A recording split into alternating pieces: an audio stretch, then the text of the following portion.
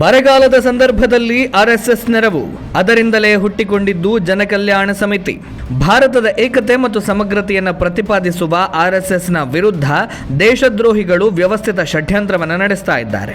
RSS ಸರಸಂಘ ಚಾಲಕರಾದ Mohan Bhagwat ಅವರ America, Canada ಮತ್ತು United Kingdom ದೇಶಗಳಿಗೆ 17 ದಿನಗಳ ಪ್ರವಾಸ ಕೈಗೊಂಡಿರುವ ಬೆನ್ನಲ್ಲೇ ಭಾರತ ವಿರೋಧಿ ವಿದೇಶಿ ಸಂಘಟನೆಗಳು ಆರ್ಎಸ್ಎಸ್ ವಿರುದ್ಧ ಧ್ವನಿ ಎತ್ತುತ್ತಾ ಇದೆ.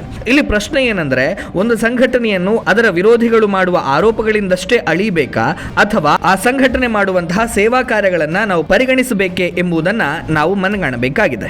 1966ರಲ್ಲಿ ಬಿಹಾರದಲ್ಲಿ ಸುಮಾರು 30 ಮಿಲಿಯನ್ ಜನರು ಬರದ ಬೇಗೆಗೆ ತುತ್ತಾಗಿ ನರಳುತ್ತಾ ಇದ್ದರು.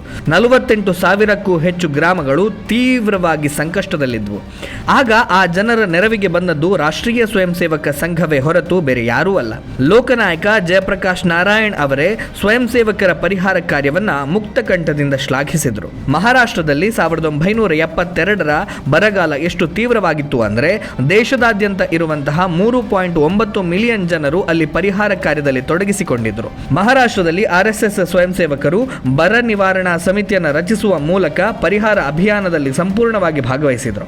ಆ ಪರಿಹಾರ ಅಭಿಯಾನವೇ ಮುಂದೆ ಸಂಪೂರ್ಣವಾಗಿ ಆರ್ಎಸ್ಎಸ್ ಜನಕಲ್ಯಾಣ ಸಮಿತಿ ಎನ್ನುವ ಶಾಶ್ವತ ಸೇವಾ ವ್ಯವಸ್ಥೆಯ ನಿರ್ಮಾಣಕ್ಕೆ ಕಾರಣ ಆಯಿತು.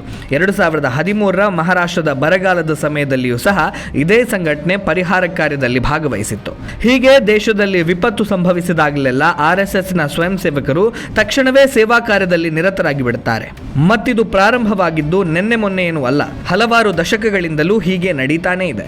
ಆರ್ಎಸ್ಎಸ್ನ ಈ ಸೇವಾ ಮನೋಭಾವವೇ ಭಾರತ ವಿರೋಧಿ ವಿಚ್ಛಿದ್ರಕಾರಿ ಶಕ್ತಿಗಳ ನಿದ್ದೆಗೆಡಿಸಿರೋದು ಎನ್ನುವುದರಲ್ಲಿ ಯಾವುದೇ ಸಂಶಯ ಇಲ್ಲ.